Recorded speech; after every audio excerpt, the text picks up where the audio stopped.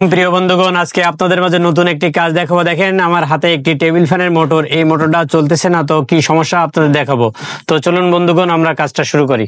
বন্ধুগণ, এখন আপনাদের সিরিজ বোর্ড দিয়ে চেক করে দেখাবো যে আসলে আমাদের ফ্যানটাতে কি সমস্যা। তো দেখাচ্ছি আপনাদের চেক করে যে আমাদের ফ্যানটাতে কি সমস্যা, আপনারা দেখতে থাকুন।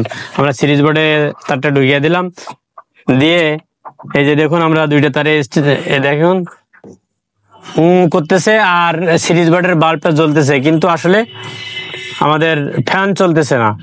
তো চলুন আমরা দেখাই যে আসলে ফ্যানটা কি সমস্যা। তো প্রিয় বন্ধুগণ, এখন আমরা বডিটা খুলে নিচ্ছি, বডিটা খুলে আপনাদের দেখাচ্ছি যে কি সমস্যা। তো নতুন অবস্থায় এরকম বা কিছুদিন হলে এরকম জাম হতে পারে। তো জাম যদি হয় তাহলে ভয়ের কিছু নেই, যদি লাইন পায়। দেখেন খুলে আপনাদের দেখাচ্ছি, এই দেখেন খোলা হয়ে গেছে। তো এই দেখেন এই শেপে ময়লা এবং বুশে ময়লা পড়ছে, আসলে শেপটা পরিবর্তন করার কোনো দরকার নেই, কারণ যেহেতু একটু ময়লা পড়ছে। তো আপনাদের দেখাচ্ছি যে আসলে এটা কি করতে হয়।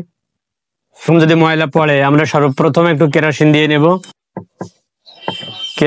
নেব, যেহেতু আমাদের শেপ আর বুশ ঠিক আছে, তাহলে তো আমাদের আর কোনো সমস্যা নেই। তো আমরা একটু কেরোসিন দিয়ে নেব, নিয়ে দেখেন এই কি পরিমাণ ময়লা, এই ময়লাগুলো আমরা একটু পরিষ্কার করে দেব। ময়লাগুলো আমরা পরিষ্কার করে দিয়ে এই দেখেন আমরা বাটারফ্লাই তেল দিয়ে দিচ্ছি, বাটারফ্লাই এই তেল দিয়ে দিলাম। বাটারফ্লাই তেল দিয়ে এই যে দেখেন বাটারফ্লাই আমরা তেল দিয়ে দিচ্ছি, সুন্দর করে ভিজাই দিতে হবে। এবং এই মাথাটাও তেল দিয়ে দিলাম। দেওয়ার পরে আমাদের দেখেন আরেকটা বুশ আছে এই বাটির ভিতরে, এই বডির ভিতরে। তো বুশটাও আমরা ভিজাই দিলাম, সুন্দর করে ভিজাই দিলাম, এই যে বুশটা ভিজাই দিলাম। দিয়ে এবার আমরা সেট করে দেখবো যে আসলে আমাদের চলছে কিনা। তো যদি চলে তাহলে কিন্তু আমাদের আর অযথা এর শেপ আর বুশ চেঞ্জ করা লাগবে না। তো আপনাদের দেখাচ্ছি, যেহেতু আমাদের কোনো দাগ হয় নাই, তো আপনাদের দেখাচ্ছি যে আপনারা দেখতে থাকুন। সুন্দর করে ফিটিং করে আমরা এই যে ফিটিং করতেছি, ফিটিং করে আপনাদের দেখাচ্ছি।